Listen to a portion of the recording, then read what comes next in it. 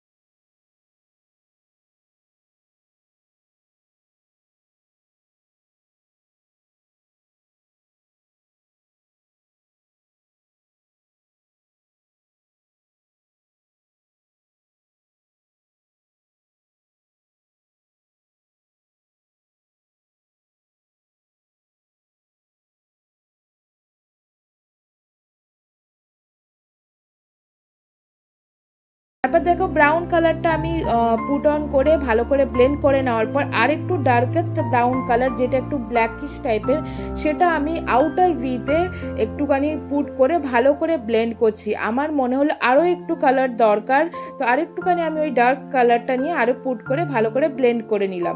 যতক্ষণ না তোমাদের মনে হচ্ছে যে কালারটা ভালো করে আসছে, ততক্ষণ তোমরা অল্প অল্প কালার পুট করতে থাকবে। তারপর দেখো আমি কাট ক্রিজ করবো, হাফ কাট ক্রিজ।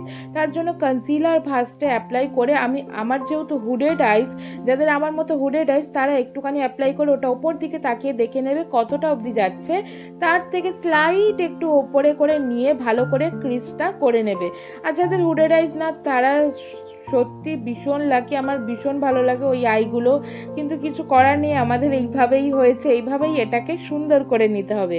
তো এরপর দেখো মাঝখানে আমি ভালো করে গ্রিন একটা লাইট একটা গ্রিন শেড, মানে এটা কেমন গ্রিন তোমরা দেখতে বুঝতে পারছো, এই এক্স্যাক্ট এই গ্রিনটা আমি ভালো করে অ্যাপ্লাই করে নিলাম। এবং ফ্রন্টে আমি হোয়াইট একটা কালার দিচ্ছি, এবং এটা হালকা একটুখানি মানে শিমারি না, এটা ম্যাট পুরো শিমার। তো গ্লিটার আমি ওপরে অ্যাড করব।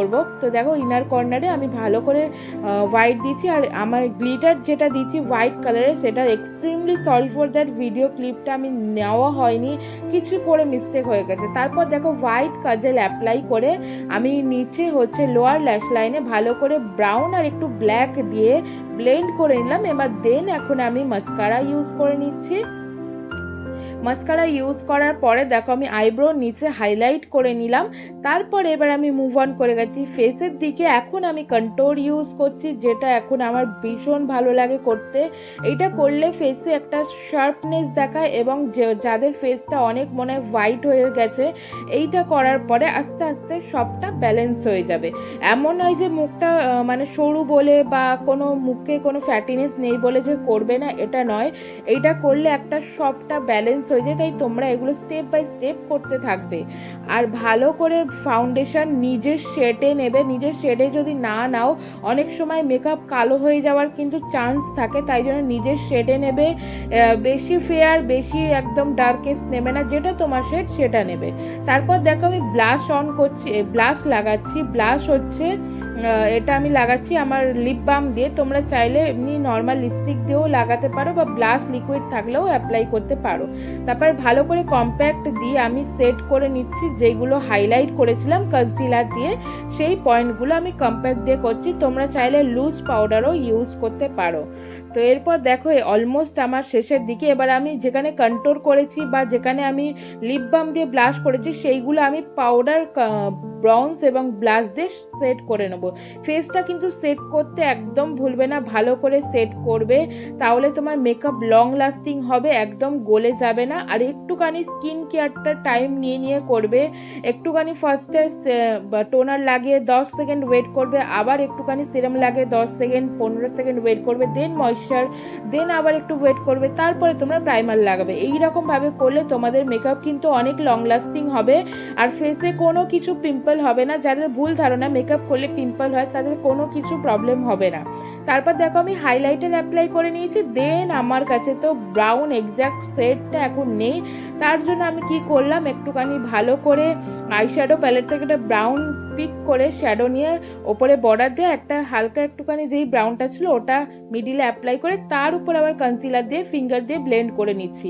তোমাদের কাছে না থাকলে এইভাবে করতে পারো। তার উপর আমি গ্লস অ্যাপ্লাই করে নিচ্ছি, তোমরা চাইলে ম্যাটও রাখতে পারো। আমার দুটোই ভীষণ ভালো লাগে, কিন্তু বাইরে গেলে গ্লস করাটা একদম ইম্পসিবল, চুল মুখের মধ্যে একদম আটকে যাবে। তো এই যে হয়ে গেছে। এবার দেখো আমার ফাইনাল লুকটা কেমন লাগলো অবশ্যই জানিয়ে। দেখা হচ্ছে নেক্সট ভিডিওতে। বাই, সবাই খুব ভালো থেকো।